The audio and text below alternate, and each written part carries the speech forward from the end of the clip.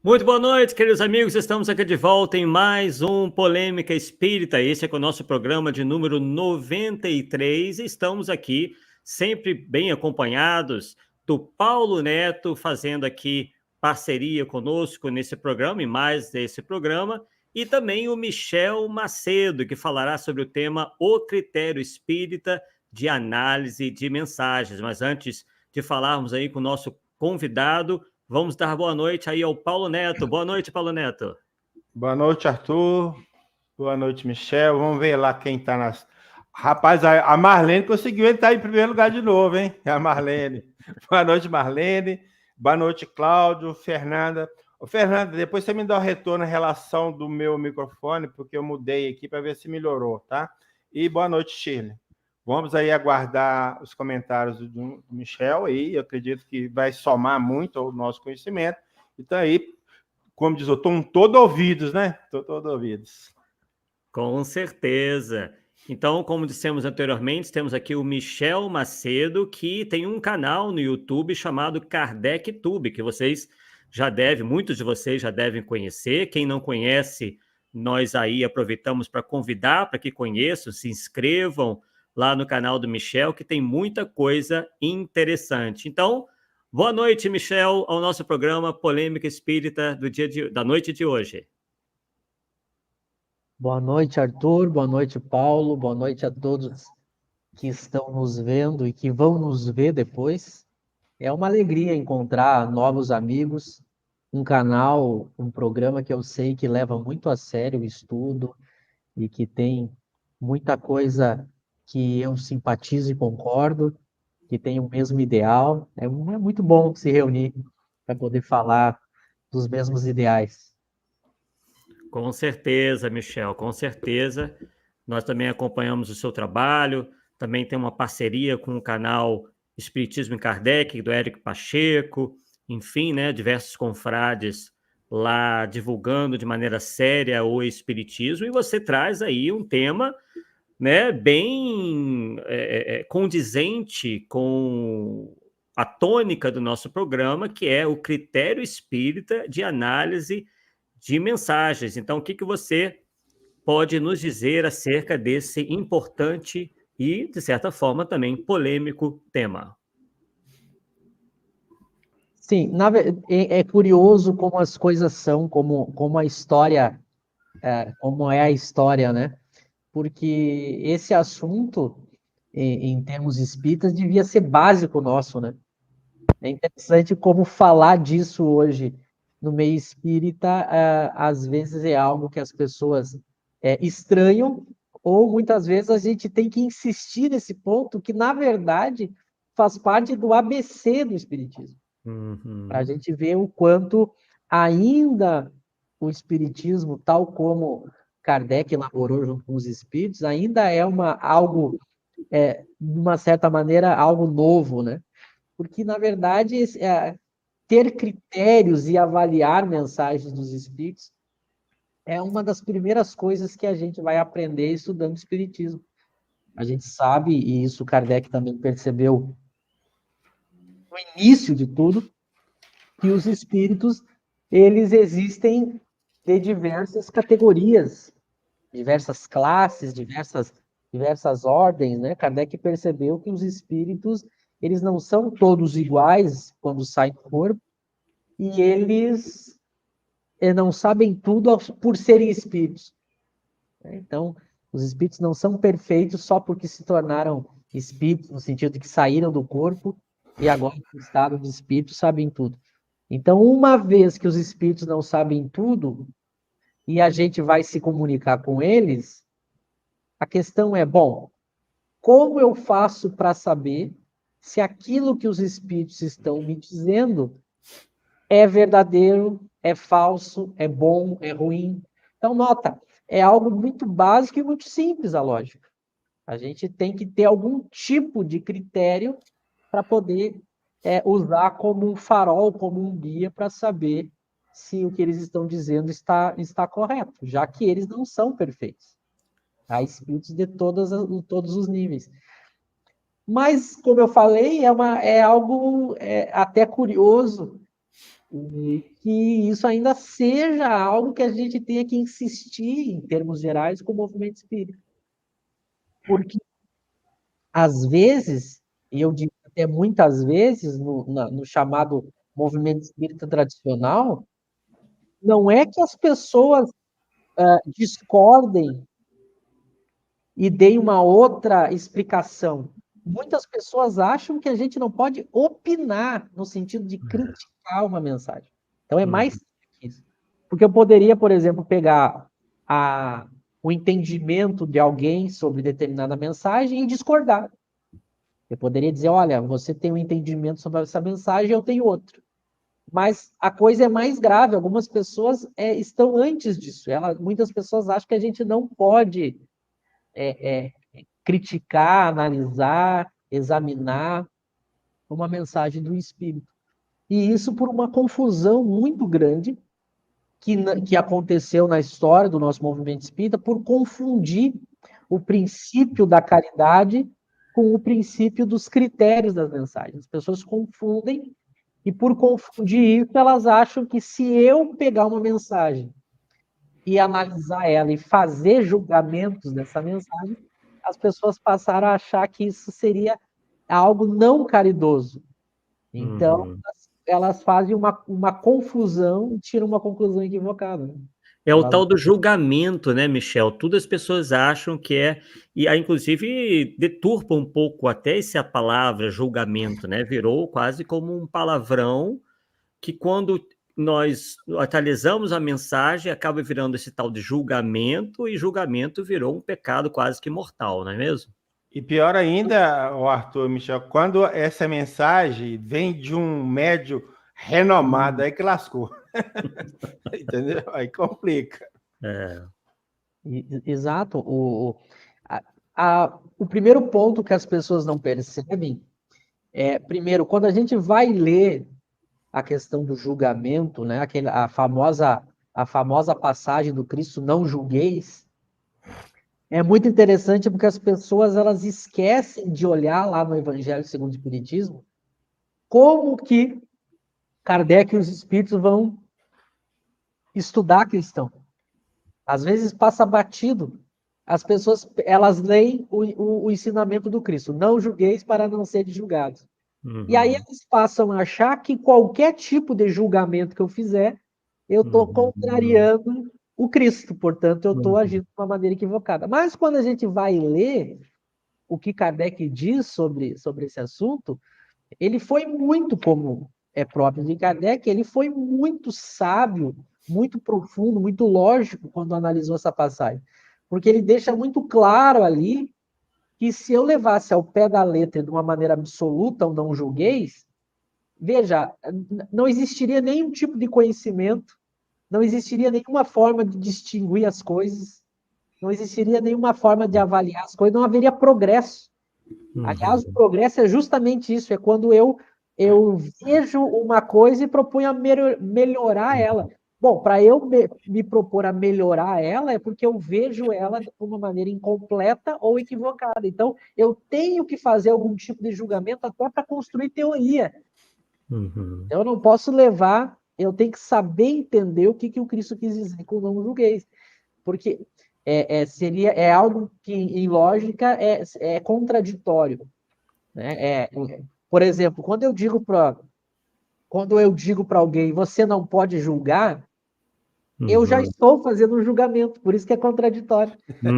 Exatamente. E a pessoa não percebe. Às vezes, eu lá no meu canal, eu coloco, como diariamente a gente está opinando sobre o espiritismo lá, às vezes tem pessoas que dizem, mas você não pode dizer isso.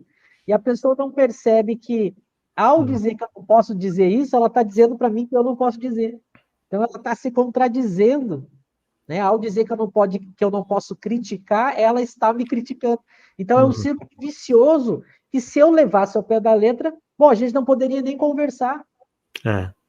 Então, esse é o primeiro equívoco. As pessoas entendem errado o não julgueis, né? E a gente não faz isso em ciência, né? Sendo o espiritismo uma ciência, como é que a ciência vai se desenvolver sem senso crítico, sem discordância, né? Exato, é. Não existiria nenhuma ciência. Não existiria. A própria ideia de ciência é justamente a ciência a gente está julgando o tempo todo. Mas é óbvio que é um tipo de julgamento que não é esse que o Cristo condenava, né? Dizia que a gente não devia fazer. Ou não julgueis o Cristo é um outro aspecto que como não é o nosso assunto, a gente não vai entrar. Mas é importante que as pessoas leiam lá no Evangelho segundo o Espiritismo para perceber que o próprio Kardec está mostrando isso. Não é uma invenção nossa. E que usem a razão, né? É como eu falei, quando eu digo que alguém não pode julgar, eu já estou fazendo o julgamento.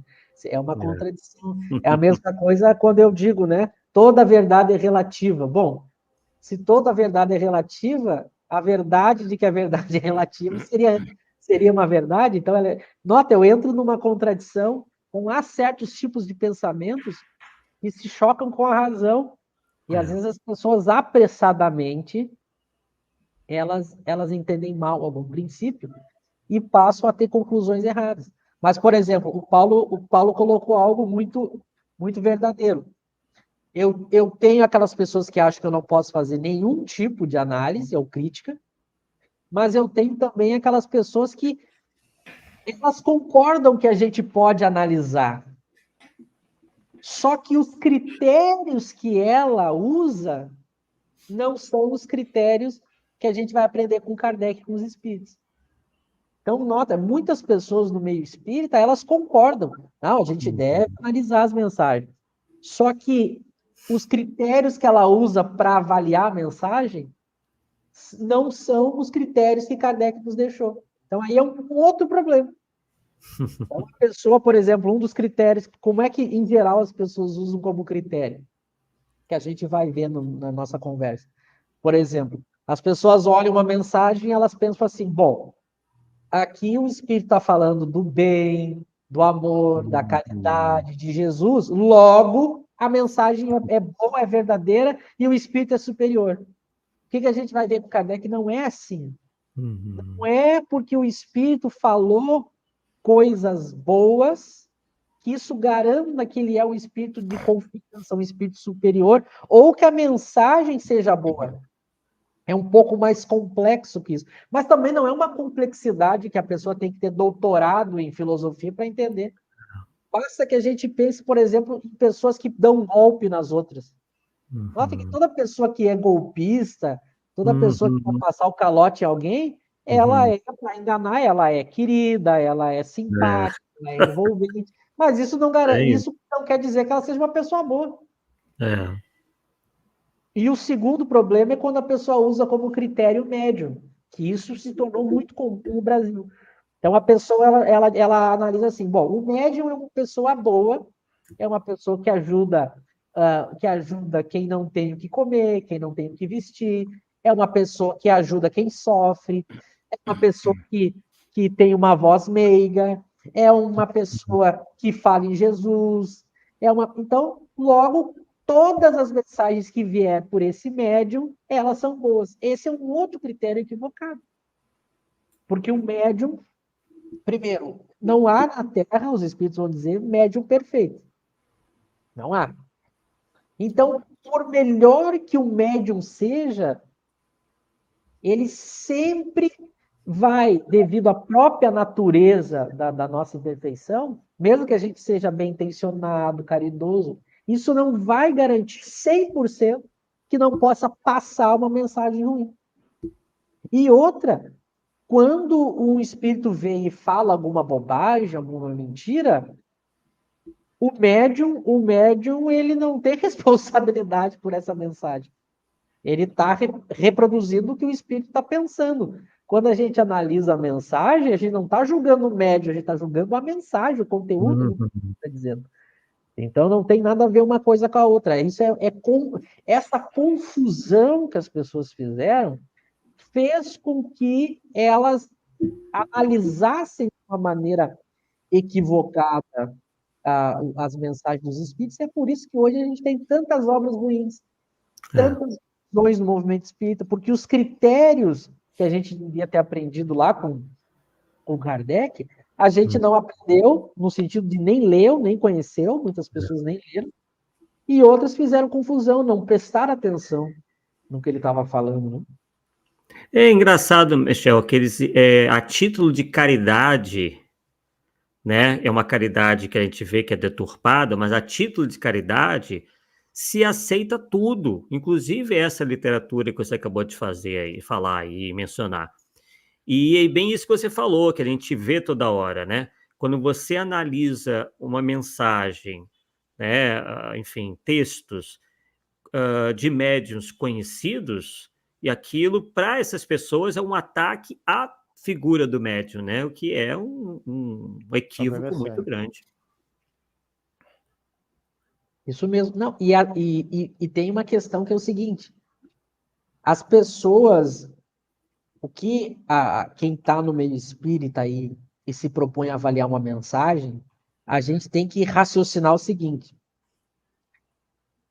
as mensagens em que os espíritos são de uma maneira direta, clara, são mensagens ruins, no sentido que o espírito ele é perverso, ele é maldoso.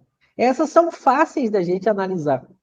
Então, o espírito vem, ele propõe coisas ruins, ele fala absurdos, ele xinga, ele está revoltado. Bom, essas mensagens são fáceis da gente analisar. A gente analisa e diz: olha, aqui o espírito está revoltado, o espírito está. Ele odeia outros espíritos, ele propõe o ódio, ele não perdoa, ele quer brincar, ele quer debochar. Isso é fácil. Agora, as mensagens mais difíceis são justamente aquelas que têm um misto. É uma mistura de coisas boas e verdadeiras com coisas ruins e coisas falsas. Essas são as mais difíceis. E a gente vai aprender com Kardec que muitos espíritos fazem isso de forma proposital. Uhum.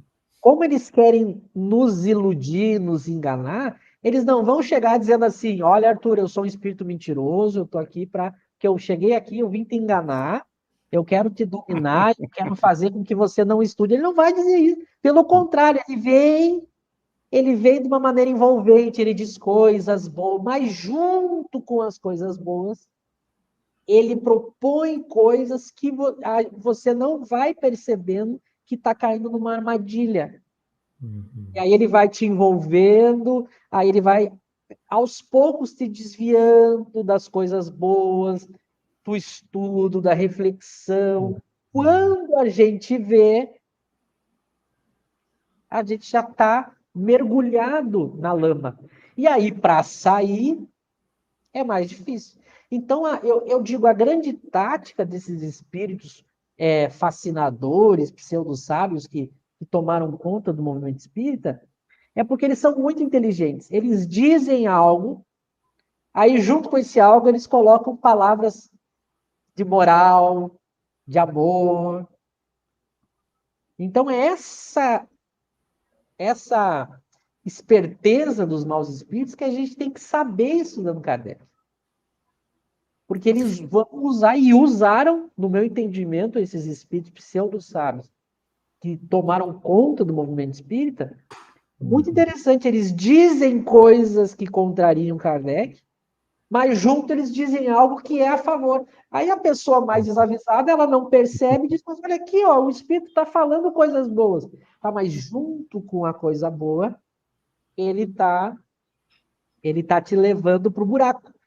Ele está fazendo com que você perca tempo, porque os espíritos fazem assim, eles fazem a gente ficar perdendo tempo com bobagens, e aí os anos vão passando e a gente nunca aprende de verdade. Eles nos distraem. Por isso esse excesso de obras no meio espírita. Porque eu vou enchendo de obras, e aí as pessoas vão pegando, vão lendo, vão pegando, vão lendo. Daqui a pouco eu tenho tanta obra, e nunca vai dar tempo para a gente ler todas, que a pessoa não percebe que passou 10, 15, 20 anos e ela nunca leu as obras de Kardec. É muito comum eu conversar com as pessoas que comentam no Kardec Tube, aí elas dizem assim: eu estou há 15, 20 anos que eu frequento a Casa Espírita, e ela nunca leu as 23 obras de Kardec. Aí eu pergunto, mas o que a pessoa está fazendo? Aí quando a gente vai ver o que ela está fazendo, que ela nunca leu, ela está ocupando todo o tempo dela com coisas que ela não percebe o seguinte: quem é que inventou isso aqui que eu estou fazendo há 5 anos, 10 anos? Quem é que começou? Por que começou? Qual que é o objetivo? Ela não percebe que ela está fazendo algo porque ela chegou ali e já estava fazendo. Ela continuou e ela passa a vida inteira fazendo. E sempre com a desculpa que não, é porque faz o bem, porque faz a caridade. E a pessoa não percebe que é sempre com esse ingrediente.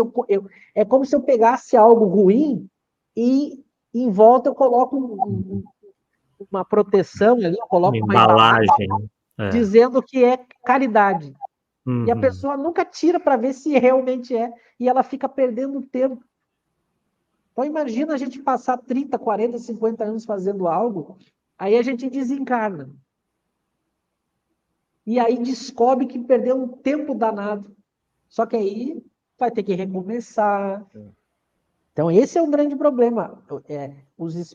Esses espíritos usam de uma maneira muito inteligente isso. Tanto é verdade que toda vez que a gente quer argumentar a importância de estudar Kardec, é exatamente o que essas pessoas dizem. Aquilo que esses espíritos falaram. Tá, mas é o bem, é a caridade, mas é Jesus. Não, tudo vale, porque o que importa é fazer o bem. A pessoa não vê que nesse tudo vale, ou seja, se tudo vale, eu não tenho critério para nada. Michel, tem uma outra coisa aí importante na questão da análise. Embora o espírito não seja um espírito mau, enganador, vamos dizer assim, seja um espírito até realmente com uma certa evolução, mas geralmente o espírito passa o conhecimento que tinha quando vivo, tá? Então, eu tenho uma obra de Emmanuel que eu tenho um problema sério com essa obra, por causa de um capítulo na obra. É a obra A Caminho da Luz. Lá em A Caminho da Luz, tem um capítulo que o título é Identificação da Besta Apocalíptica. E o Emmanuel vai falar que o número 666, ele vai identificar em números romanos, né? E vai identificar essa besta como sendo o Papa. E o pior para mim não é porque é o Papa, é porque não identifica qual Papa. Então, todo mundo que se entrar no torno de Pedro é a besta. E aí eu fico pensando, como é que o espírito de certa evolução vai falar algo para atingir uma outra religião? Então, tem uma falha. Então, eu estou querendo dizer o seguinte, mesmo que o espírito tenha uma certa evolução, nós temos que ter cuidado com a mensagem também. É isso que eu estou querendo. É isso mesmo? Eu vou aproveitar antes do Michel responder, que eu também tenho um problema muito sério com essa obra, por essa razão também, e porque há citações a Atlântida, Lemúria e Capela. Para mim, é o pior livro do Emmanuel. Michel. Isso, mas lembra, vamos tentar entrar mais um pouco a fundo como é que Kardec vai usar, os critérios que Kardec vai usar para uma mensagem, para uma obra. Inclusive, ele faz duas análises ao mesmo tempo, né? Os critérios para analisar a mensagem ou a obra e os critérios para publicar essa obra, né? Então, é uma coisa, começando por isso, assim, ó, é uma coisa muito interessante. O movimento espírita brasileiro criou um mercado gigante de venda de livros. Gigante de venda de livros. Isso até hoje. Até hoje. Claro que com a questão da internet mudou muita coisa, né? As editoras tiveram aí a potência, por exemplo, que certas editoras tiveram no século XX, com a internet a coisa mudou muito. Mas a gente tem, então, um mercado que não é pouca coisa. Isso tomou conta, tanto que isso é reconhecido até fora da bolha do meio espírita. E, incrivelmente, a gente tem textos de Kardec tratando sobre esse assunto. Sobre como que ele via a questão da publicação, como que ele via a questão da análise, tudo isso. E, de uma forma impressionante, esses textos não são tratados por essas grandes editoras, por esses grandes lançadores de livros no meio espírita. Eu digo, se a coisa fosse realmente séria, como deveria ser, esses textos tinham que estar tinham que estar num quadro na parede das editoras espíritas. A gente tinha que ter diversos seminários, encontros nacionais, internacionais, tratando disso, já que é uma das coisas mais relevantes do meio espírita. E são praticamente ignorados esses textos. Então, eu sempre digo, é a mesma coisa quando a gente vai tratar, por exemplo, do futuro do movimento espírita. Há textos de Kardec sobre isso. Aí a gente vai ver os congressos, não se trata desses textos. A gente tem textos de Kardec nos orientando sobre como levar o movimento espírita. E os congressos nacionais não tratam desses textos. O que isso tudo quer dizer, já que eu estou querendo chegar? É que a gente se pauta por outros critérios que não os de Kardec. É muito simples. Se eu não falo desses textos, eu concluo que a pessoa está se guiando no modus operandi dela por outras ideias que não a desses textos. Então, esse é o primeiro ponto. Mas aí Kardec coloca, por exemplo, ele coloca a escala espírita. A escala espírita é muito importante para a gente entender como é que eu avalio a evolução de um espírito. Porque os espíritos superiores, que Kardec vai chamar, é da segunda ordem para cima. Os espíritos superiores é da segunda ordem para cima. E daí a terceira ordem são os espíritos imperfeitos, que eu tenho várias classes. Então, claro, eu tenho desde o espírito mais perverso até pessoas que são pessoas, os espíritos neutros, né?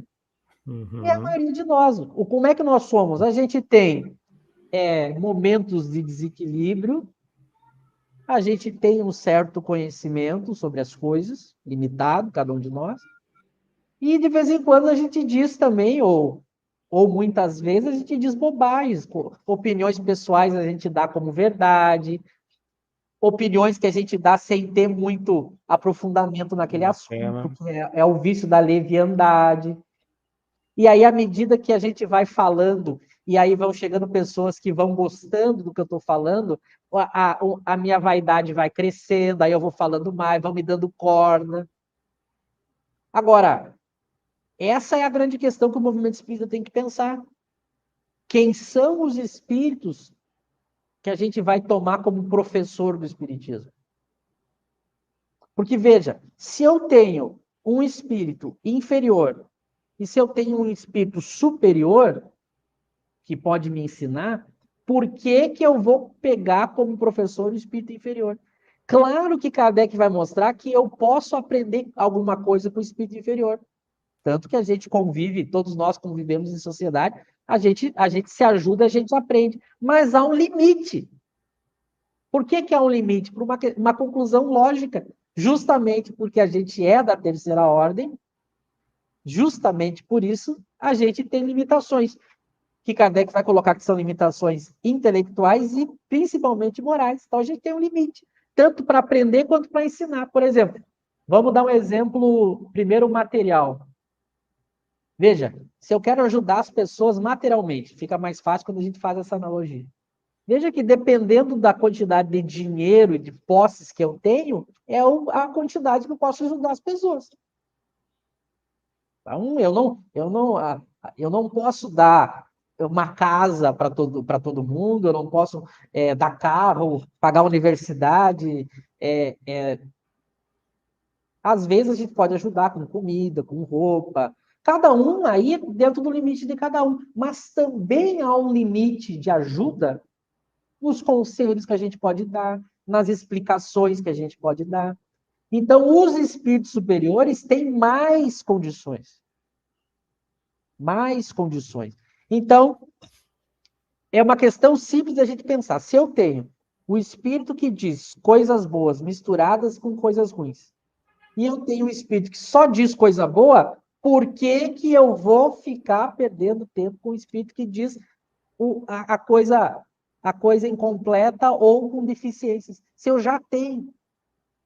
Então, Kardec ele mostra o seguinte: quando eu tenho os espíritos inferiores se manifestando, eu tenho que entender essa limitação. Eu não vou escolher os espíritos inferiores como professores para refletir sobre a vida para aprender espiritismo, eu tenho que aprender com os superiores. Por exemplo, a gente tem os espíritos superiores nas obras de Kardec, a gente tem São Luís, a gente tem Erasto, a gente tem Santo Agostinho, a gente tem Sócrates, que participa muito do Livro dos Médiuns, a gente tem o Espírito de Verdade, a gente tem o próprio Kardec, mas a gente escolheu, no movimento espírita, pós-Kardec, a estudar outros autores. Mas esses autores, eles vão dizer ou a mesma coisa que já está nas obras de Kardec. Então, se já está nas obras de Kardec, que diferença eles fizeram? Ou então eles vão dizer a mesma coisa e mais coisas que são contrárias à obra de Kardec. Michel, e como que você vê um argumento muito utilizado, que é o seguinte, que eles dizem que esses espíritos, enfim, que a gente está se referindo, esses livros todos aí, viriam como uma espécie de complemento ou de progresso da doutrina, avanço do espiritismo. Como é que você entende esse argumento e por que você discorda dele? Isso, eu imaginei que tu ia colocar essa questão, porque realmente é exatamente o que as pessoas dizem. Elas dizem o seguinte, olha, Kardec foi o início e a gente não pode ficar só com Kardec, porque o próprio Kardec disse que o espiritismo iria evoluir. Então, seria um contrassenso ficar só com Kardec. Seria uma ortodoxia, um dogmatismo, um fanatismo ficar só com Kardec. Porque outros espíritos vieram complementar. Bom, aí é um ponto que a gente tem que parar para pensar o seguinte. Primeiro, essa informação é verdadeira.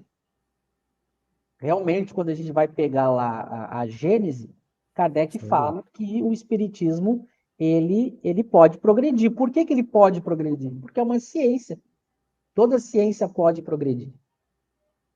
Nenhuma ciência ela tem ponto final. Aliás, se ela tivesse ponto final, ela nem é ciência. Então, as pessoas estão corretas quando elas afirmam isso. Agora, há 2 pontos que a gente tem que pensar. O primeiro ponto. Quando eu digo que uma ciência pode progredir, isso não quer dizer que obrigatoriamente ela tem que progredir. Para a gente entender melhor, por exemplo, há teorias na física que levaram séculos para algo novo surgir. Então, não é que seja uma obrigatoriedade. Por exemplo, eu tenho uma teoria e aí, se ela não progride, eu tenho que inventar algum tipo... as coisas têm que acontecer e aí eu entro na segunda parte. Então, primeiro, que não é uma obrigatoriedade ela evoluir. Ela pode evoluir se novas coisas vierem que provoquem uma evolução. Agora eu entro na segunda parte. Agora, qualquer informação que vier após Kardec é uma evolução da ciência espírita, óbvio que não pode ser assim. Óbvio que Kardec também deixou os critérios de como algo pode ser considerado uma evolução. Essa é a questão, porque as pessoas gostam muito de falar sobre eu digo, o movimento espírita ele é muito esperto para pegar trechos das obras de Kardec. Então a gente usa os trechos que convém. Qual o trecho que convém? Eu pego o trecho que Kardec diz que o espiritismo pode progredir, pego os espíritos que vieram depois e digo, viu, tá aqui. Mas eu digo, e a parte que ele diz como que se dá essa evolução? Veja, eu não posso simplesmente, porque alguém veio e disse alguma coisa diferente, considerar isso uma evolução. Ela tem que respeitar os critérios daquela ciência. Ela tem que respeitar as regras daquela ciência. Senão, a evolução não vale. Eu brinco eu gosto de usar uns exemplos meio toscos, por gosto, tá? Que é para a gente ver como é algo sim, não é algo complexo de entender. É como no futebol, né? Quem gosta ou acompanha futebol. Se eu fizer gol com a mão, não vale. Percebe? Mas do Maradona valeu. Do Maradona do Maradona isso passou. Mas entende? Se eu não respeito aquelas regras, não vale dentro do futebol. Na ciência é a mesma coisa. Por exemplo, eu não posso pegar em nenhuma ciência e dizer assim, olha, eu discordo dessa teoria científica. Aí a pessoa diz, bom, discordar em ciência é uma coisa que não é como a gente discorda de uma opinião. Para eu discordar de uma teoria, eu tenho que mostrar ou onde ela está em erro, ou onde ela está incompleta. Então, eu tenho que mostrar qual é o erro ou o que eu estou trazendo de novo que pode completar. Agora, se eu disser algo novo que entra em contradição com o que aquela ciência diz, eu tenho que fundamentar por que a minha nova teoria substitui a antiga, já que eu estou contradizendo ela. Então, o que acontece? As pessoas trazem informações desses espíritos modernos do século XX, informações que contradizem Kardec. Contradizem Kardec. Ou, às vezes, informações que já na época de Kardec ele já recebia e ele já rechaçou, já explicou por que não poderia ser. Então, eu diria, muito mais do que dizer que esses espíritos complementaram a teoria espírita, as pessoas têm que me mostrar onde que está o complemento. E mais, por que esse complemento é válido? Por exemplo, quando a gente pega a Gênese, no capítulo... Aliás, nem preciso entrar no capítulo 1, que é o capítulo mais completo para quem quer aprender como é que o Espiritismo foi construído, que é o caráter da revelação espírita. É o capítulo mais completo. Mas antes mesmo de entrar no capítulo da revelação espírita, a própria introdução da Gênese, Kardec já trata desse assunto. Eu não posso confundir opiniões pessoais, individuais, com a opinião do Espiritismo. Então as pessoas pensam assim, o Espírito disse, como é o Espírito falando, é a opinião do Espiritismo. Para essa opinião passar a ser um princípio da doutrina espírita, ela tem que entrar nos critérios que a ciência espírita deixou.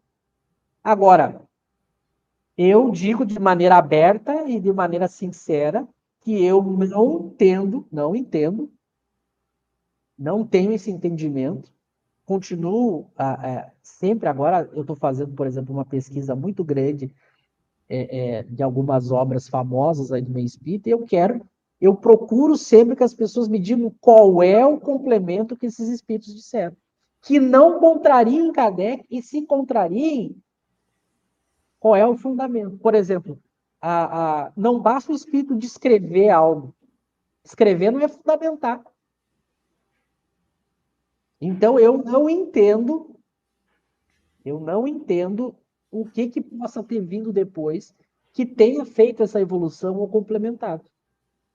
Pelo contrário, o que eu vejo são espíritos pseudo-sábios que tomaram conta e passaram a ditar algo que eles chamam de espiritismo, mas que, na sua maioria, contrariam Kardec. Para citar um exemplo, por exemplo, o Emmanuel, ele vai dizer no Consolador que não aconselha a evocação. Bom, basta que a gente faça um raciocínio muito simples. As obras de Kardec aconselham a evocação. A gente tem aí uma contradição. Tá, mas então vamos ver agora a justificativa, o fundamento. Porque, de repente, ele traz alguma informação que, e digo mais, mesmo que fosse verdadeira, eu não posso trocar um princípio porque um espírito trouxe. Mas vamos ver a justificativa. Ele diz que ele não aconselha a evocação e deixa a entender que isso foi algo que Kardec fez porque ele era um missionário que ia construir o espiritismo. Só que a gente tem um problema nessa explicação dele, que é uma explicação muito simples. Isso é falso. Isso não é verdade. Porque não era Kardec que evocava os espíritos somente no século XIX, era o mundo espírita inteiro que evocava. E Kardec sempre apoiou, sempre incentivou e sempre disse que a gente devia fazer e mostrou o porquê. Ele mostra as vantagens da evocação, tanto a evocação particular quanto do uso geral. Então, nós temos um exemplo de uma contradição. Agora, quando eu reconheço que o espírito é pseudo-sábio, quando eu reconheço que o espírito ele tem a característica do pseudo-sábio, porque eu pego o que ele diz, comparo as características dele com a escala espírita, eu já sei que esse espírito não serve para eu aprender. Ele não serve para eu aprender. Por quê? Porque ele tem o vício de falar sobre tudo mais do que ele realmente sabe. Então ele não é de confiança. Mesmo que esteja bem intencionado. Mesmo que diga coisas boas. Percebe? Ele não pode ser um espírito de confiança. Agora, se eu tenho um espírito com mais qualidade, por que eu vou ficar? É a mesma coisa. Vamos imaginar se vocês pudessem escolher aprender espiritismo comigo ou com Kardec. É uma tolice querer ficar me ouvindo. Porque Kardec vai ser milhões de vezes melhor. Muita gente tem algo melhor. Mas sabe por que as pessoas... É óbvio que por natureza, por instinto mesmo, a gente procura sempre aquilo que a gente acredita ser o melhor.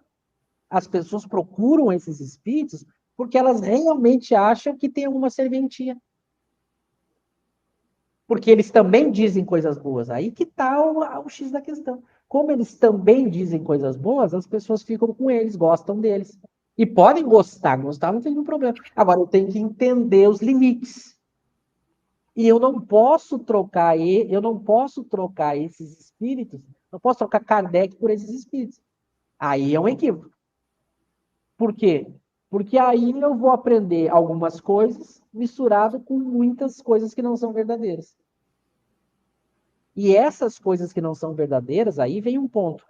São muito graves. Por exemplo, eu não aconselhar a evocação é algo muito grave. Muito grave. Eu fazer com que as pessoas não evoquem. Não é uma coisa pequena. Não é um deslize.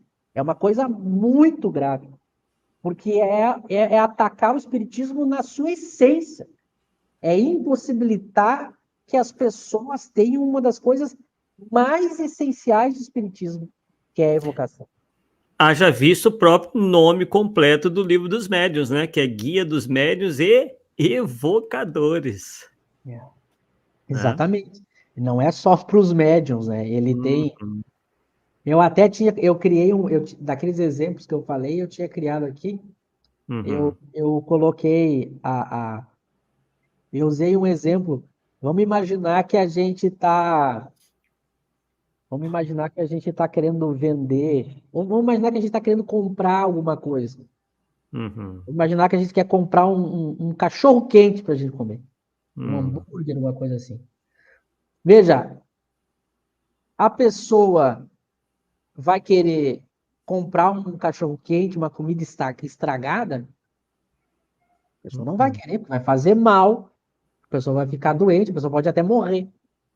Então, isso seria como uma mensagem ruim de um espírito. O espírito vem e diz só coisas ruins.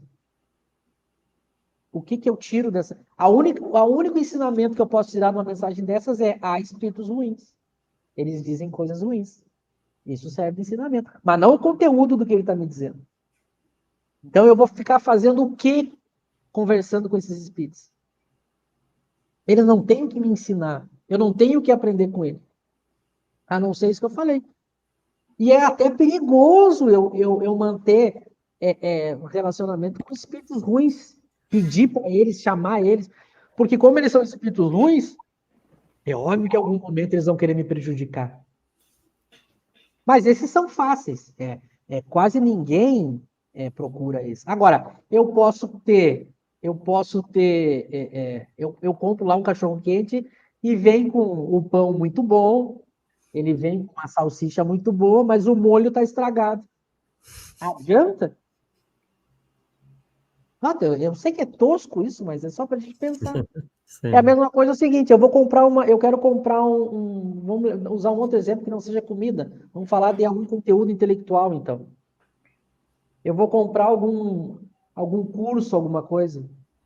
Alguém vai preferir um curso que me ensine tudo que é correto ou um curso que metade do curso o professor minta para mim e eu diga coisas que não são verdadeiras. Ninguém vai comprar um curso de matemática que começa assim, o professor de matemática ensinando lá adição, subtração, divisão, multiplicação e falando bobagem. Ah, não, mas é que a parte da adição tá lindo. Ele me ensinou, mas ele falou que 8 menos 4 é 12. Então, parece uma coisa idiota, né? Mas é assim que a gente faz com as obras espíritas. Eu digo a gente, em termos gerais, né? Uhum. Em termos do movimento espírita, a gente pega a obra, ou é impressionante, o movimento espírita ele fica criando diversas coisas para não estudar as obras de Kardec. É uma coisa maluca isso. Aí a gente vê que esse comportamento só pode ter espíritos inimigos do espiritismo por trás. Porque é tão irracional. As pessoas pegam qualquer frase, qualquer autor, qualquer texto para estudar, para debater, para analisar, e não pegam Kardec. Eu não sei se vocês já fizeram essa experiência, fácil para vocês verem. Às vezes eu pego, vou nas redes sociais, ou vou no YouTube, ou vou no Instagram, eu digito lá, Allan Kardec, para ver o que vai aparecer. Páginas e páginas com o nome de Kardec, com a foto de Kardec, tu abre, não tem Kardec. Aí tem Francisco de Assis, tem Madre Teresa, tem tem até frase de para-choque de caminhão, mas não tem Kardec. Aí a gente vai falar, a gente vai ver as pessoas, não, mas é uma coisa importante a gente refletir. Olha que frase interessante. E realmente até é, mas se eu tenho. Kardec deixou mais de 10 mil páginas. Por que eu não estudo Kardec? Ah, mas isso, então eu estou querendo dizer que a gente não deve ler os outros autores? Também seria ir contra Kardec. Porque Kardec vai deixar muito claro, lá no capítulo do método dos médios, que a gente tem que ler tudo, o pró e o contra. Então a gente tem que ler todos esses autores. A gente tem que ler todo Kardec e tudo que puder da literatura. A gente deve fazer isso. O problema é a gente não completar o estudo de Kardec, que vai servir como guia, critério para a gente poder analisar as outras obras. Ou então, digamos que a gente goste mais do que um espírito tal está falando. É um direito, lembra? A liberdade de crença. A pessoa ela tem a liberdade para acreditar no que ela quiser. Isso é um princípio ético do espiritismo. Agora, que a pessoa deixe muito claro o que ela está falando. Então, por exemplo, eu não posso chegar aqui, se eu vou falar de espiritismo, e começar a falar aquilo que eu gosto para vocês. Que a gente se propôs a falar de espiritismo. Então a gente tem que mostrar como é em qualquer. Por exemplo, eu vou fazer algum texto, algum artigo, eu cito o autor que eu estou me referindo, eu deixo a coisa muito clara. Agora, eu não posso pegar que nem eu citei, eu abro um canal espírita com o nome de Kardec, com a foto de Kardec, e tem mais, hoje nas redes sociais, as pessoas estão fazendo o seguinte, elas estão colocando entre aspas frases, embaixo o nome de Kardec, e Kardec não tem a referência. E Kardec nunca disse. Uhum. E o movimento espírita é muito teimoso, porque mesmo fazendo isso, a gente chama atenção, sempre tem uma desculpa. Mas não tem desculpa para isso. Há pouco tempo alguém fez isso e eu coloquei assim, tu pode me dizer qual é a referência desse texto? Eu já sabia que Kardec não tinha dito. A pessoa diz assim, eu não tenho referência, mas ele teria dito isso. Ele teria dito isso. Então, por exemplo, a pessoa pode gostar do espírito X, do espírito Y, mas ela tem que entender que aquilo que o espírito falou que não esteja de acordo com aquilo que o espiritismo deixou, e que não respeite os critérios que o Espiritismo deixou, é uma opinião pessoal do espírito. Então, pode gostar do espírito, pode ser amigo do espírito, pode gostar do médico, todo mundo pode ser amigo de todo mundo. Só tem que entender as diferenças. Então, por exemplo, o Emmanuel tem o direito de não aconselhar a evocação, é um direito dele. É. Mas eu não posso achar que a opinião dele vai substituir a opinião do Espiritismo sobre a evocação. Aí é outra coisa. Sim. Percebe? Então, mas tudo isso a gente aprende como? Com o Kardec. Kardec tem, às vezes, espíritos que eles estão ditando mensagens belíssimas. Daqui a pouco o espírito dá uma escorregada. Ele diz alguma coisa que não é muito exata. Sabe o que Kardec faz? Ou ele chamava a atenção do espírito, e aí o espírito se dava por conta, agradecia Kardec e retificava, ou então Kardec editava a mensagem. Kardec corrigia a mensagem. Uhum. Percebe? Então é isso que a gente deveria fazer. Kardec questionava, por exemplo, a gente devia ter evocado esses espíritos e perguntado assim, mas por que tu está dizendo isso? É. Mas isso não foi feito. Então a pessoa acha que... Por isso que foi como a gente iniciou a conversa. A pessoa acha que se eu questionar, se eu criticar, é como se eu tivesse que odiar a pessoa. É. Ela não Eu tem que vou odiar. aproveitar esse seu gancho para a gente voltar um pouquinho, né? Porque a questão da figura do médium, né? Porque no caso, né, do Chico Xavier, que é o médium mais reverenciado pela postura que ele sempre teve, né, da pessoa humilde, que não ganhou dinheiro com o espiritismo, aquela coisa toda. Como é que você analisa justamente isso? Quer dizer, as pessoas se questionam, estou aqui fazendo um pouco o advogado do diabo, porque são argumentos que chegam para a gente, assim como chegam para você. O que você diria para essas pessoas que não conseguem entender que uma pessoa com essas qualidades morais que o Chico Xavier tinha pudesse ter sido, de certa forma,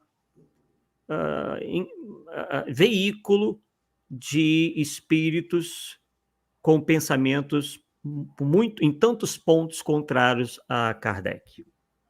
Esse talvez seja o ponto mais central do que aconteceu no movimento espírita. É.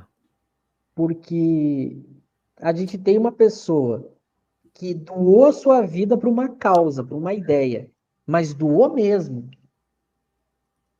É inquestionável isso. Uhum. Entendeu?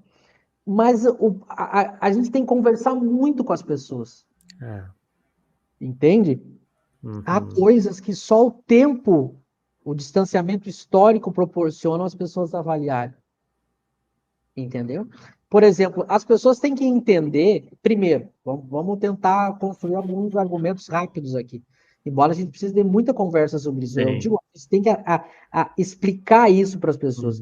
O primeiro ponto, mesmo que ele fosse o mais angelical dos médiuns, a gente tem que analisar o conteúdo da mensagem, que é mérito do espírito. Esse é o primeiro ponto que as pessoas têm que separar. É o exemplo do carteiro que entrega a carta, né? Um exemplo clássico. O carteiro, ele entrega uma carta na tua casa, mas o que a carta contém não é criação do carteiro. Então, eu não posso pegar, ler a carta e querer bater no carteiro, xingar o carteiro, brigar com o carteiro. Então, o médium, a palavra está dizendo médium, ele é meio.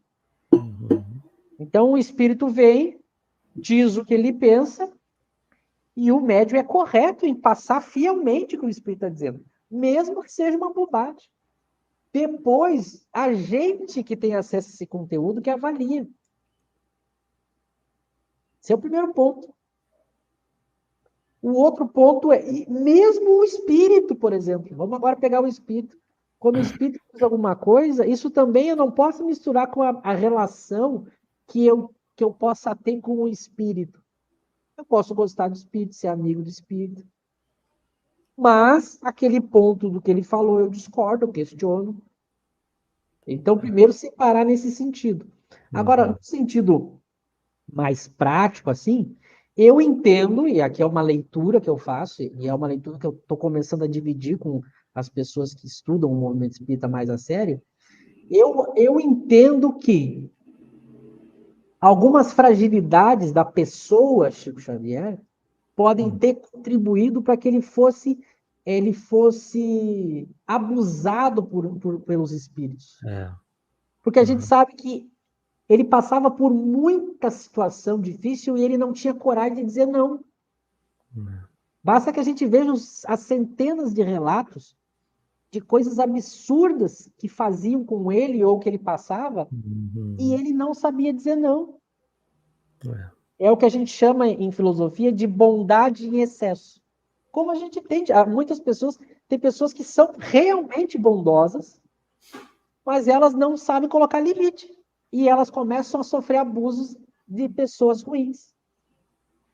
Então, ele tinha as crenças pessoais dele, a bondade dele, e certas coisas ele não tinha coragem de dizer não. E, inclusive, eu penso, de novo, é uma leitura, que ele não dizia não porque ele também acreditava que aquele era o caminho. Porque ele tinha uma crença religiosa em que ele acreditava justamente que essas dores, esses problemas, se ele suportasse, se ele não reclamasse, se ele se ele não tomasse uma atitude, isso era algo virtuoso. Então ele tinha uma estupenda mediunidade e uma personalidade. Então somou essas duas coisas, ele acabou sendo vítima de espíritos, na minha leitura, que acabaram justamente maltratando ele. E teve em torno dele pessoas que poderiam ter ajudado com que ele não sofresse tudo isso. Mas essas pessoas alimentavam isso também por interesse, porque eram pessoas que queriam também fazer parte de toda aquele cenário, eram pessoas que também queriam comunicações. Veja, é um somatório de coisas que fizeram tudo o que aconteceu. Porque, por exemplo, a gente tem uma mediunidade que ele não usou para vaidade pessoal, não usou para enriquecer e não usou para enganar as pessoas. Mostrando que ele tinha uma alma boa, honesta, humilde. Mas, por exemplo, quando a gente pega as cartas que ajudaram a consolar, quantas familiares, quantas mães, isso é inegável. É inegável. São as que eu mais gosto. Agora, quando ele deixava que espíritos utilizassem a mediunidade dele para falar de espiritismo, esses espíritos diziam coisas que contrariavam Kardec e não tinha ninguém para ajudar ele a avaliar.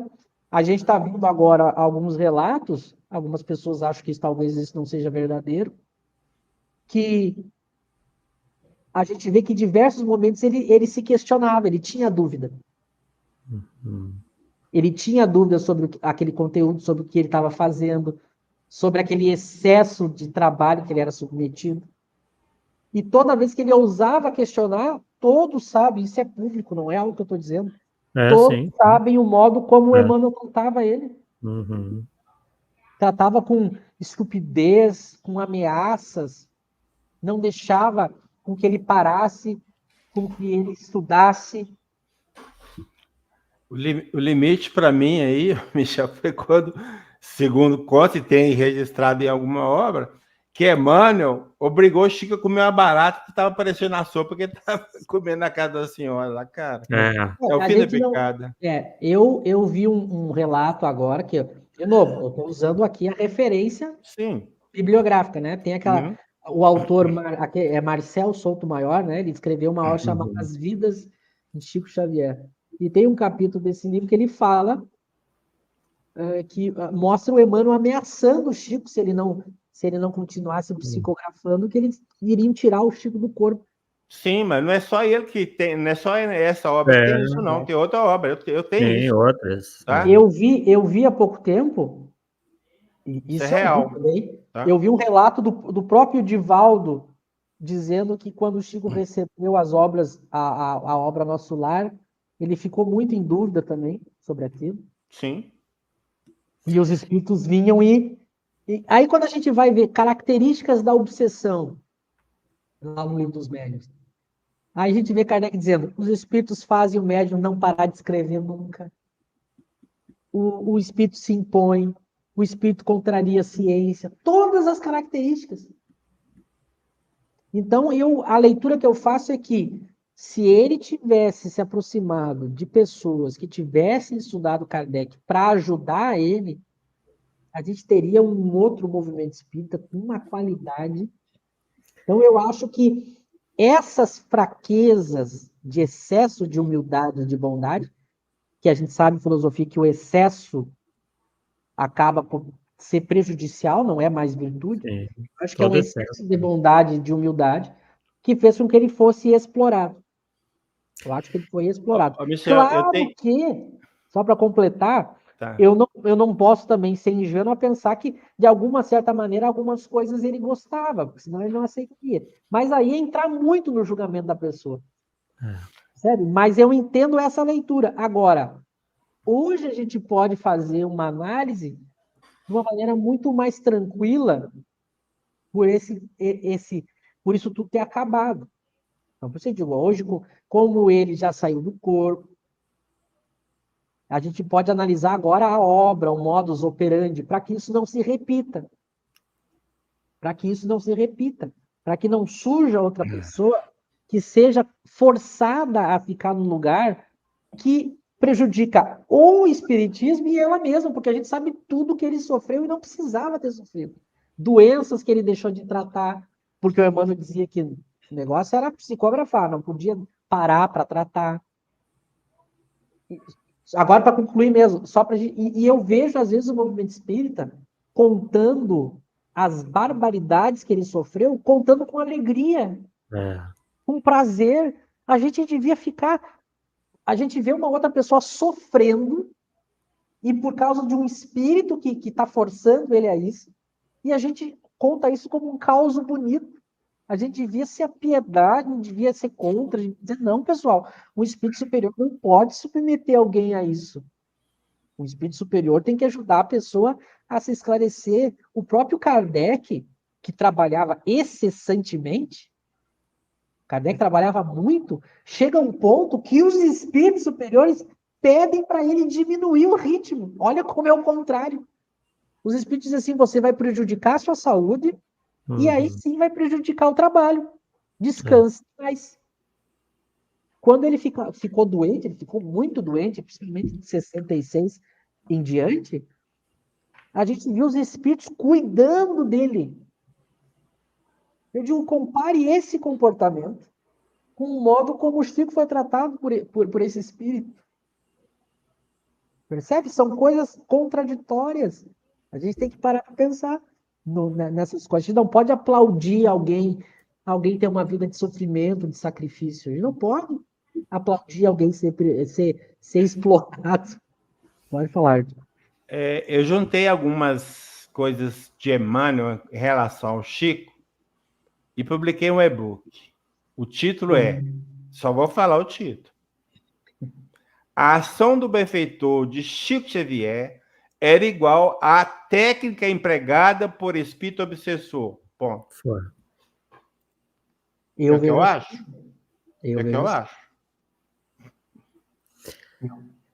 E outra, Michel, para aproveitar que você vai comentar sobre isso, e que você certamente já certamente ligou uma coisa a outra. O fato de, na verdade, Chico Xavier está cercado de rustenistas por todos os lados. Emmanuel chegou a prefaciar um livro de um autor rustenista que falou das principais, no livro A Vida de Jesus, né, que tratava das principais teses do rustenismo, isso do lado aí dos desencarnados, E do lado dos encarnados, ele ficou na mão da FEB anos e anos, que tinha todo o interesse em fazer com que as teses rustenistas fossem propagadas. Exato. Não, e assim, ó, infelizmente, a gente poderia estar falando de algo no passado, né? A gente poderia estar falando. Quando a gente pega o comportamento da FEB no século XX, como que a FEB se portou com relação à mediunidade do Chico, à produção do Chico, e como a FEB criou o movimento espírita, que a gente pode dizer que ela foi a que mais influência teve, é lamentável. Só que, infelizmente, eu não posso dizer isso apenas no passado, porque quando a gente pega o que eles declaram hoje, basta entrar nas redes sociais, nas redes sociais da FEB. Basta ouvir as palestras dos dirigentes da FEB. Hoje, eles continuam pensando praticamente igual. A FEB não fez uma meia-culpa, a FEB não admitiu erros, a FEB não fez retificações. Ela continua, na sua maioria, pensando do mesmo jeito. A impressão que eu tenho é que as pessoas que entram na FEB só ficam aquelas que concordarem com aquilo. Se alguém discordar, não assume a diretoria. Então, nunca muda. Nunca muda. Eu vi agora há pouco tempo um vídeo do presidente da FEB falando justamente esses pensamentos que estragaram o movimento espírita. Ele fala sobre o livro Coração do Mundo, Pátria Evangelho, e aí ele diz assim, nós vamos questionar o espírito Humberto de Campos, nós vamos questionar o espírito como Emmanuel. Então ele mesmo ensina o movimento espírita a fazer o contrário do que Kardec recomenda. Ele coloca critério de autoridade. Então, simplesmente, a autoridade é porque aquele espírito falou, então, autoridade no nome, mas Kardec sempre mostrou que a autoridade é o conteúdo, não é o nome. Eu sempre cito um exemplo, vocês devem saber, que o médium que recebeu o espírito de verdade na Sociedade Parisiense dos Espíritas, esse mesmo médium recebeu mensagens que levavam o nome do espírito de verdade, o mesmo médium com a mesma assinatura do mesmo espírito, e Kardec recusou. Tanto que ele sai da sociedade e publica um livro com essas mensagens que Kardec recusou. Aí depois, lá no catálogo, Kardec recomenda que leia e coloca como mensagens apócrifas, que não são daquele espírito. Então, mostrando que o critério não era o médium e não era a assinatura do espírito, era o conteúdo. Como o conteúdo estava ruim, ele negava a mensagem. Mas a própria FEB continua assim. Claro que a gente não pode levianamente fazer acusações, mas eu fico muito desconfiado. Eu tenho o direito de ficar muito desconfiado sobre as intenções da FEB. Às vezes eu penso que a FEB está preocupada com a instituição acima de qualquer coisa, não com a verdade, com o avanço do espiritismo, o entendimento do espiritismo. Porque ela continua. Outra coisa, ela não responde críticas, ela não responde ninguém. Eu digo, Kardec publicava na Revista Espírita, vocês sabem disso, tanto quanto eu. Ele publicava na íntegra aquilo que estava falando contra o espiritismo, e muitas vezes até ofensas. Até as ofensas. Kardec publicava na revista e depois dava a resposta, mas ele não escondia o debate. A FEB, ela não publica críticas a ela e nem responde. E agora, por último, eu fiz esse comentário na nossa live lá sobre mediunidade, que eu fiz com o Eric, com o José. Tem um vídeo, agora, desse ano, acho que de semanas atrás, de um dos dirigentes da FEB, em que ele, de uma certa forma, ele propõe, de uma maneira sutil, meio subjetiva, uma espécie de censura. Porque ele dá a entender assim, ó, quando falarem da FEB, denunciem o vídeo. Denuncie.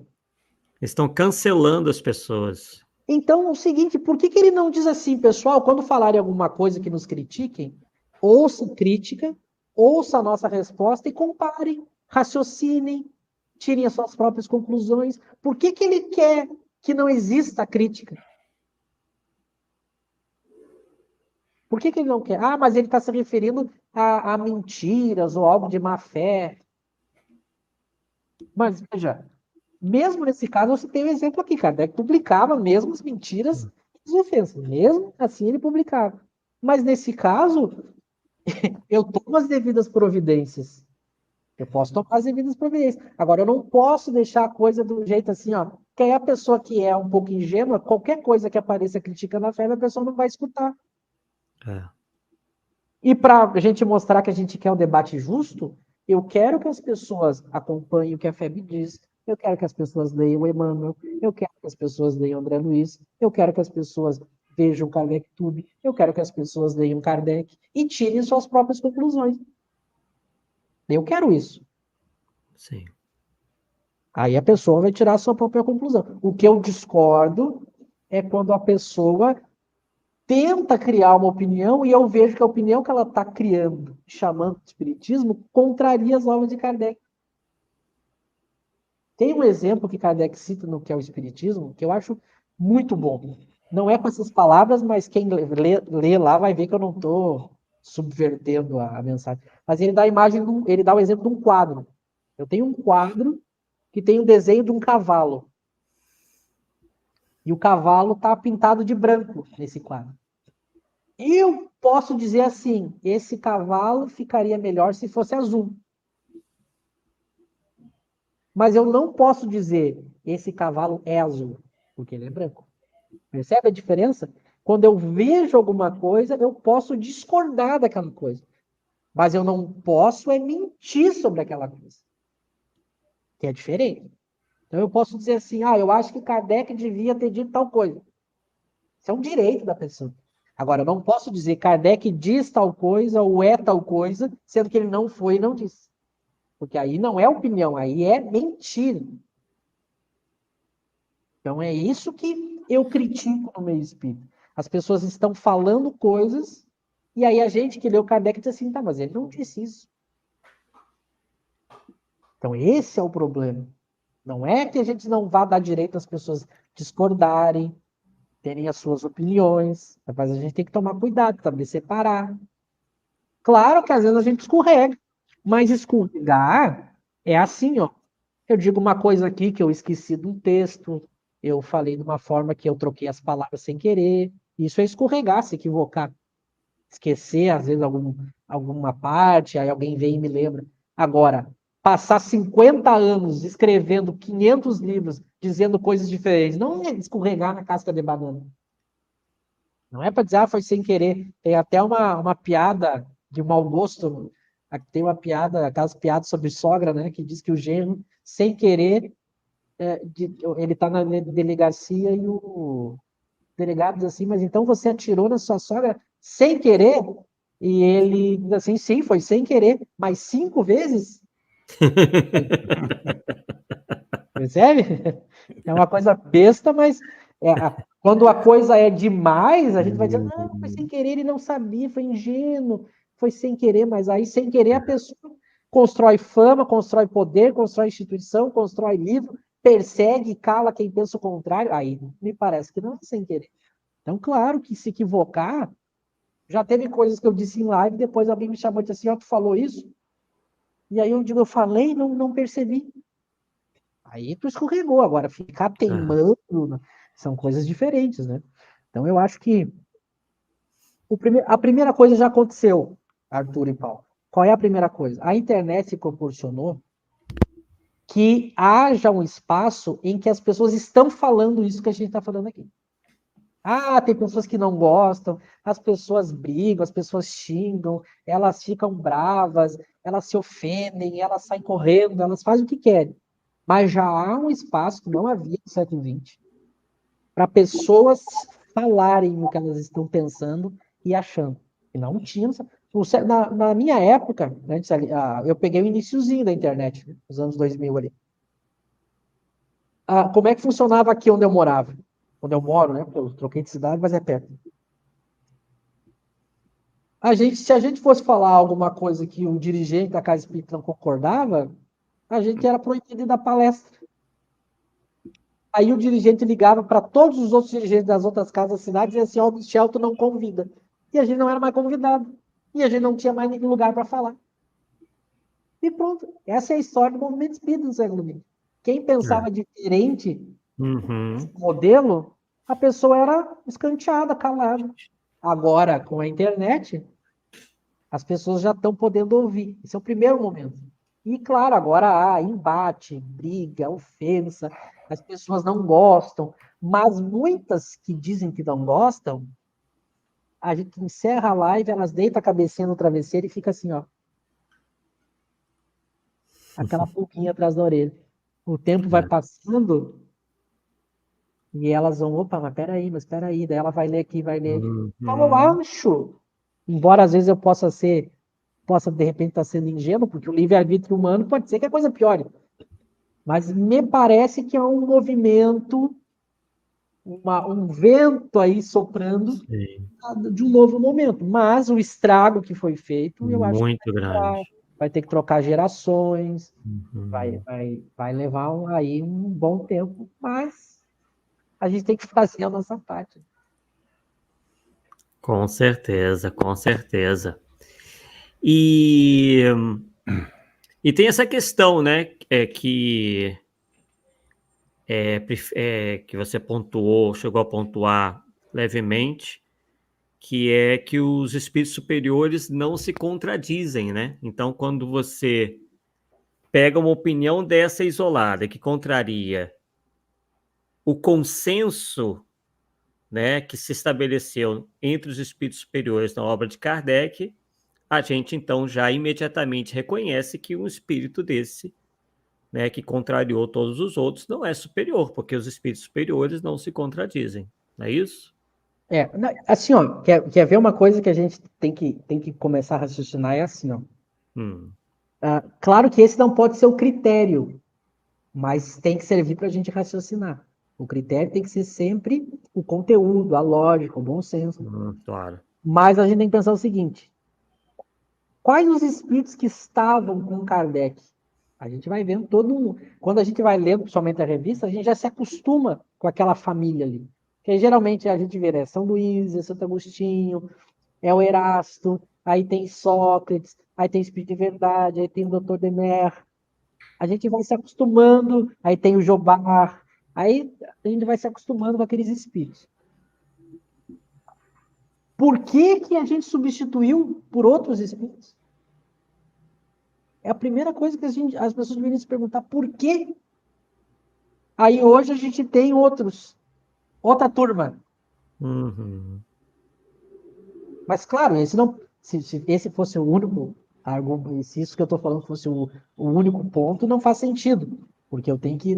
O nome é irrelevante. Mas só isso já devia fazer a gente dizer que coisa estranha. Agora, um outro ponto.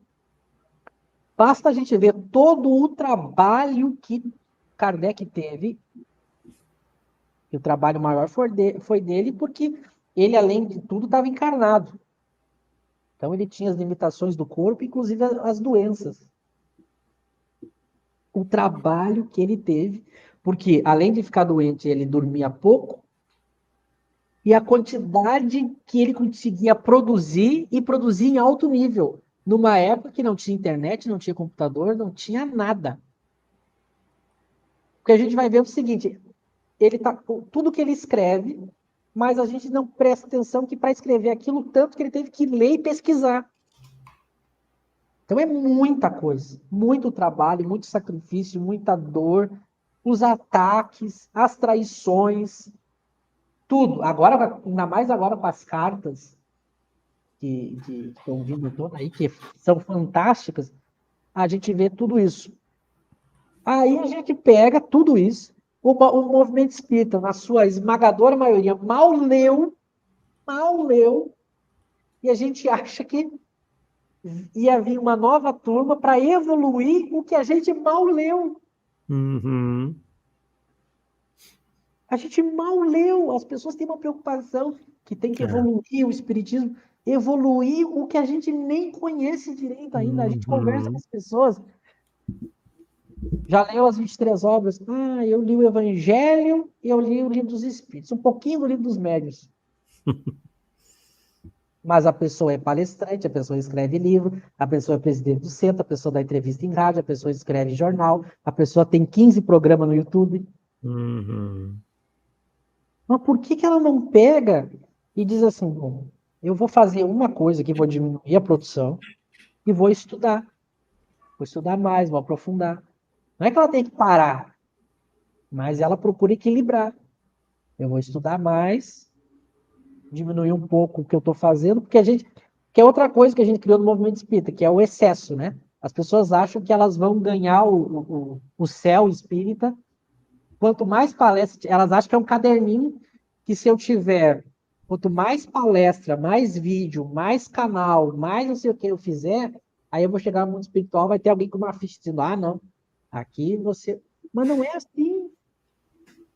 Não é assim. A gente tem que fazer algo bem feito. Ou da melhor maneira possível. Então, também se subver... Hoje, a Casa Espírita, ela quer fazer tudo, nada ela faz bem feito, e o principal, que é o espiritismo, ela não trata. Aí a Casa Espírita tem a ajuda para isso, ajuda para aquilo, faz tal atividade, tem isso, tem aquilo. Tem tudo. Tem Casa Espírita que tem tanta atividade que daqui a uns dias vai ter UTI dentro da Casa Espírita. Mas aí, quando a gente vai ver o espiritismo, o espiritismo, que é o que os espíritas deveriam cuidar, quem é que cuida, quem é que trata, quem é que estuda? Então, é uma cultura que se criou no século XX e que eu acho que vai demorar. Eu acho que muita gente não vai... A Fernanda ali colocou bônus hora. As pessoas... A lógica do bônus hora, né? O bônus hora é assim, quanto mais eu fizer, mais eu vou ganhar o bônus hora. As pessoas raciocinam assim. Mas não é assim que acontece. Aí, a minha condição no mundo espiritual não é porque eu falei ou não de espiritismo. É uma coisa. Agora, a gente tem que entender que os espíritos superiores, eles têm uma linguagem que não se contradiz, como tu fez a questão. Mas tem uma contradição. Ou houve um ruído na mensagem, e aí você tira aquela frase, aquele parágrafo, ou o espírito não é superior. É sempre assim. Porque pode ter um problema, às vezes, do ruído da mensagem. Isso pode acontecer. Agora, se a mensagem não está boa, ela tem que ser corrigida, ela tem que ser melhorada, o espírito tem que ser questionado. Não, eu não posso. E mais, a gente está falando aqui de mensagens. Quando o Kardec vai falar de obras inteiras, a gente tem que desconfiar mais ainda. Porque espírito superior fala pouco. Espírito superior fala pouco. As mensagens mais longas que a gente vê nas obras de Kardec dá algumas páginas. As mais longas e que é exceção. Quando a gente tem as mensagens do Espírito de Verdade, que é o mais evoluído de todos, é umas mensagenzinhas assim, ó. O Espírito Superior não fica ditando livro e livro e livro e livro. Quem faz isso é o pseudo-sábio, que gosta de falar. Certo? Por que eu estou falando aqui quase 1h30? Porque eu sou Espírito perfeito. Quer dizer? O Espírito Superior não ia falar esse tanto. Certo? A gente fala porque a gente é tagarela. Mas o Espírito Superior, porque como ele respeita o livre-arbítrio e ele tem o tempo dele, com certeza, é muito bem ocupado, ele fala o essencial. Ele sabe o nosso íntimo, o nosso interior, ele sabe a quem ele está se dirigindo.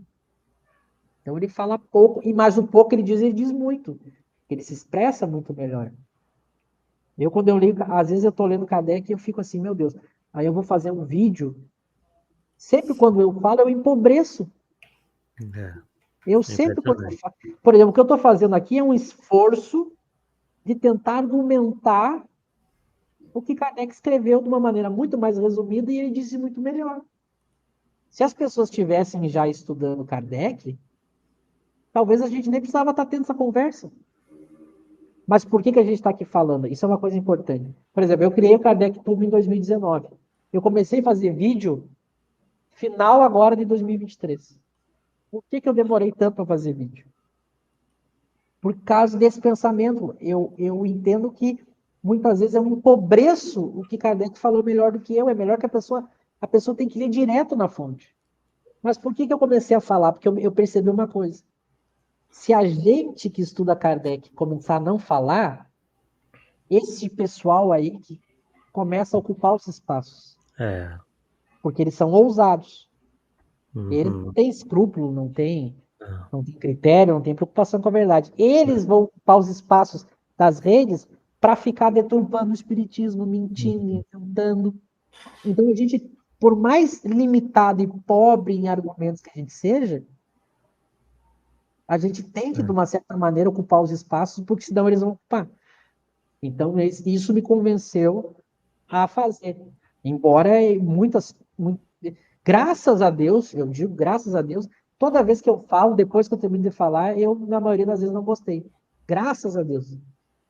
Porque eu acho que eu empobreço. Então, isso ajuda também a pessoa não se achar estrelinha, né? Começar a achar que ela é importante, que é missionária, que sem ela o mundo vai acabar. Então, as pessoas têm que entender que a gente fala de espiritismo porque a gente estuda e compartilha. Mas a gente é espírito imperfeito, a gente não é missionário, a gente não vai salvar ninguém. Eu não sou exemplo para ninguém. Isso é importante, a gente criar esse novo pensamento. Porque a gente se acostumou no século XX, a pessoa falava e ela já se achava missionária. Já virava guru da vida alheia, né? Isso é importante. Perfeito. Temos muito ainda que progredir na divulgação doutrinária, né? E como você bem falou, esse movimento, né, vem crescendo, tanto é que aqui no Polêmica Espírita, a grande maioria, né, dos nossos convidados tem essa linha aí de pensamento, e por isso que a gente os privilegia, né? Paulo, alguma pergunta, alguma consideração? O que eu gostaria de colocar é o seguinte, que o Kardec deixou muito claro que o espiritismo não se concentrava só nele, que outros que viriam depois dele ia completar, tá? Obviamente que tem um critério que você falou, de controle universal, tudo bem. Só que aqui no movimento nosso está de tal forma assim, qualquer coisa que não está Kardec não vale. Aí ficou pelo excesso, deu para entender? Pelo excesso. Eu acho que tudo que vem depois de Kardec tem que ser analisado, criticado, para chegar na conclusão. Tá? As coisas vão saindo informações de um lado, de outro. Então, você junta um punhado de informação e a coisa não está clara lá na Kardec. Porque o que não vai mudar, que Kardec deixou bem claro, são os princípios. O que é o princípio que eu entendo? Tipo assim, a reencarnação não vai mudar, o princípio da reencarnação não vai mudar, tá? Mas Kardec não detalhou como que reencarna, como que desencarna, o que o cara faz do lado de lá, o que faz do lado de... Deu para entender? Então, esses detalhes vão vir depois de Kardec. Então, esse vir depois de Kardec é o grande problema nosso, porque nós estamos fechando a porteira, não entra nada. Está em Kardec, eu aceito, não está e não aceito. Então, esse é o problema. Né? Caímos no extremismo, entende? Esse é o ponto que eu acho que é o mais complicado. Tá? E você pega certas interpretações, a meu ver, equivocadas, e o cara tira daquilo para negar qualquer coisa. Né? A questão lá da questão do 1012, lá, que fala que não há lugares circunscritos. Aí já pega aquilo para questionar, para falar que não existe colônia, quando, na verdade, Kardec está falando do céu e do inferno. Não há céu localizado e nem inferno localizado. Então, existe também no nosso meio, infelizmente, eu acho, né, um erro de interpretação. O cara já tem a ideia que não tem nada, então já pensa que o Kardec falou que não tem nada. Né? E a gente desenvolve uma pesquisa muito forte em cima disso aí, em termos, principalmente, de colônias, não colônias especificamente tipo o nosso lá, tá? A gente trabalha mais em nível de construções do mundo espiritual. A gente tem 49 fontes que apresentam alguma coisa de construção no mundo espiritual e ninguém aceita porque não está no Kardec. Ué, pô, então pega lá, derruba a pesquisa, cara. Não é falar que eu não vou aceito.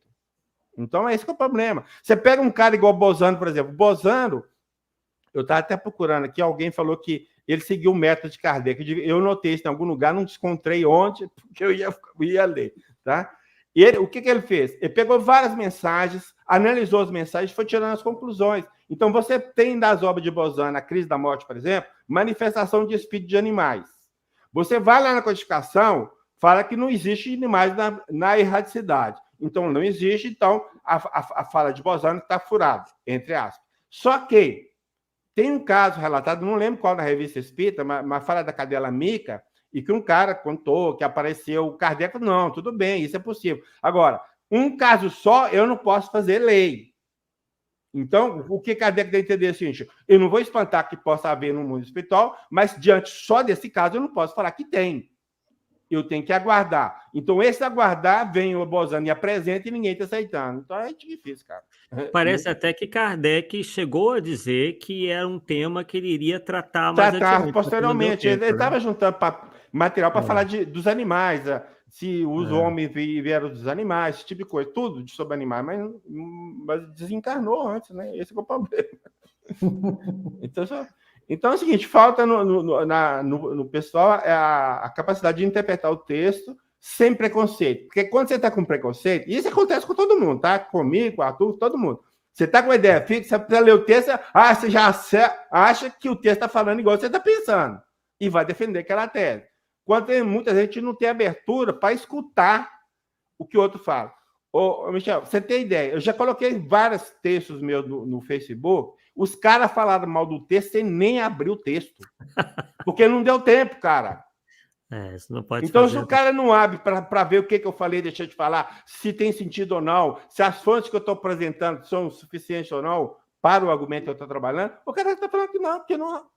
Não, aí não dá, meu. Sinto muito. Eu tenho, Paulo. Eu todo dia alguém tá brigando comigo. Nossa, só caraca, meu. O que eu acho importante a gente fazer é o seguinte, por exemplo, vou citar um exemplo para ti. Eu estou criando um projeto agora, eu tenho um projeto agora, já está indo para o 12º vídeo, que é o Nosso Lar Segundo o Espiritismo. Tá muito bom. Tá? Semanalmente, eu não entrei na obra ainda, eu estou fazendo uma introdução gigante, mas eu vou fazer o seguinte, isso aí eu acho que eu já anunciei no próprio vídeo, mas como é que eu estou fazendo? Depois que eu terminar a minha tese lá, que vai durar mais de um ano, eu vou abrir espaço para quem quer apresentar outras, inclusive contrárias à minha. E vou colocar lá. Percebe? Perfeito. Então, isso é o primeiro passo, que nem eu digo, esse é o primeiro passo que a gente vai ter que recuperar no meio espírita, que é um comportamento científico. Tá, então, só um detalhe que eu gostaria de acrescentar, Michel, porque dentro da minha pesquisa sobre colônias, igual eu estou te falando, eu uso o termo colônia, mas na verdade estou defendendo construções, tá? Construções no mundo espiritual. Eu não cito nenhuma linha de Nosso Lar. Nenhuma linha. Porque eu tenho 49 obras que citam alguma construção no mundo espiritual, de pesquisadores, de espíritos, de médios, e ninguém aceita. Não é questão de tem que aceitar, é questão de analisar, pô. Vamos sentar aqui e vamos analisar. Tem sentido, não tem? O Paulo errou aqui, acertou aqui, vão chegar no acordo. Agora, nem leram, não existe, porque Kardec não falou. Tá dando para entender o que eu estou querendo colocar? Eu entendi. Não, mas é justamente isso que eu digo que a gente tem que recuperar. A gente tem que recuperar esse comportamento de análise crítica. Por exemplo, como eu falei, eu vou fundamentar e criar todo o projeto, e depois eu vou colocar na íntegra as pessoas que vão apresentar o contraditório. Perfeito.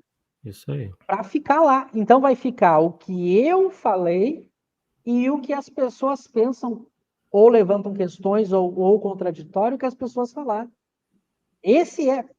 A gente não está falando nem das conclusões. Sim. Mas a gente está falando que esse tem que ser, porque era assim que Kardec fazia.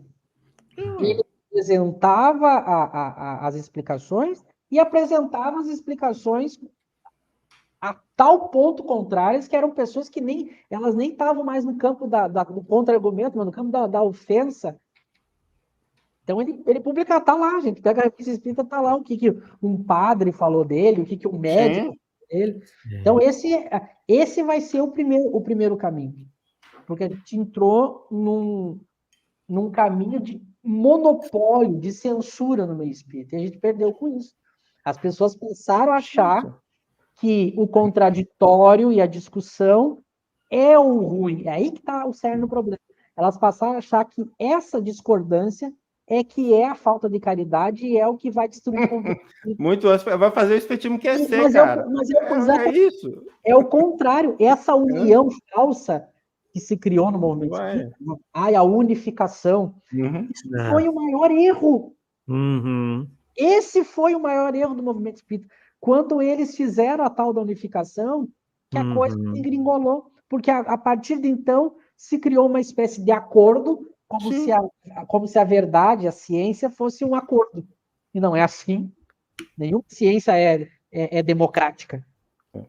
Inclusive, assim, o Arthur já acompanha meu trabalho há algum tempo e sempre a gente passa para ele, e vários amigos também, a questão, ó, eu estou certo no que eu estou fazendo, não estou viajando maionese, não, porque uma coisa que me preocupa muito, e eu já falei aqui em outras oportunidades, que a gente que escreve ou que fala, nós temos um compromisso muito sério com a doutrina, cara. Nós não podemos falar de nós temos que falar o que está lá. Se falar que nossa opinião, tem que deixar bem claro, ó, gente, essa é minha opinião, ou seja, posso estar certo ou estar errado. Agora, as pessoas põem opinião pessoal em algum tema e acham que os outros são obrigados a aceitar. Aí, sinto muito. Complicado. Muito complicado. Bem, é isso aí, né? Vamos lá, né? Michel, então, suas considerações finais, sua mensagem final para nós arrematarmos aí o estudo de hoje, que foi, inclusive, muito bom, muitas questões, né? Realmente, se deixássemos, vararíamos aí a madrugada, porque tem muito assunto em torno dessa temática. Primeiro eu quero agradecer vocês, o papo estava muito bom, a gente não vê nem o tempo passar, né? A gente poderia ficar mais um tempão conversando, isso é sempre importante. Quero agradecer vocês, a acolhida, o tratamento, a oportunidade. Quero desejar a todos que tenham assistido, espero que tenham gostado, que tenha servido para alguma coisa, né? Que tenha servido para, no mínimo, a gente procurar estudar, ler, comparar, aprender com Kardec, como ele fazia, né? Eu quero, Paulo, se tu tiver esse teu trabalho que tu está fazendo, me manda. Vamos achar um jeito de tu me mandar pelo WhatsApp, se tiver em PDF. E quando eu terminar lá os vídeos do que eu estou fazendo, nós vamos conversar melhor para que eu quero também a tua contribuição lá nesse projeto para te deixar o teu trabalho, mas eu já quero conhecer ele também. Não, depois eu te passo, você me passa o WhatsApp dele que eu passo para você. Pode deixar. Então, e assim, o meu compromisso é a verdade, não importa se é a minha ou se é a sua, tá? Se tá errado, vamos acertar, você não preocupe mesmo, sabe? E às vezes há questões que de início a gente não consegue resolver. Uhum. Mas é muito importante. Vai dar o conflito, não chegar em num comum acordo. Mas o importante é isso, eu tenho que deixar bem claro, para qualquer um que lê meu trabalho. Eu não quero me impor como dono da verdade, jamais. Eu quero estar com a verdade, para falar a verdade em nome do espiritismo. Então, qualquer pessoa que chegar e apontar o Paulo, isso aqui que você está falando não é isso, por causa disso, daquilo outro, ó, meu amigo, ó, eu vou no mundo de roupa, eu troco de ideia. Agora, eu sempre brinco com o Arthur, falo assim, achismo por achismo, meu amigo, eu fico o meu. Ué, tá certo? Não, eu vou passar, vamos trocar ideia, sim, com certeza. Eu vou querer trocar ideias contigo. Figurinha, agradeço a todos, então, e desejo um bom resto de semana aí, bons estudos, e sempre que eu tiver oportunidade, vocês quiserem, a gente está aí disponível para compartilhar o que a gente entende, né? Como diz o Paulo, a gente tem que expor o que a gente está entendendo e tentar chegar num consenso, ou no mínimo ir aprofundando o estudo, né? Esse é o caminho que eu acho que o caminho tem que ser esse. Eu acho que assim a gente vai crescer junto. Então, muito obrigado a vocês e a todos, e até uma próxima oportunidade. Maravilha, Michel, foi realmente muito bom, e as portas, né, estão abertas aí quando, enfim, mesmo antes desse projeto seu chegar ao seu fim, né, que você achar que tem um tema que vá aqui somar ao público do Polêmica Espírita, É só falar com a gente vai se falando aí, vão conversando e você volta aqui, né, para contribuir com seus conhecimentos para o Polêmica Espírita. Então, nós agradecemos a você, agradecemos ao Paulo mais uma vez, e principalmente, né, aqueles que nos assistiram na noite de hoje, que meditem sobre isso, acessem lá o Kardec Tube, né, um canal com essa perspectiva aí, crítica no bom sentido, né, quer dizer, se convencionou que crítica é coisa ruim, a gente falou disso na noite de hoje, mas a gente tem que estar sempre aberto aí a aprimorarmos o nosso senso crítico, que é isso que a nossa doutrina espírita propugna, não é mesmo? Então, tenham aí uma boa noite de descanso e daqui a 2 quartas-feiras estaremos de volta aqui em mais um Polêmica Espírita. Um forte abraço a todos e até a volta, pessoal. Tchau, tchau.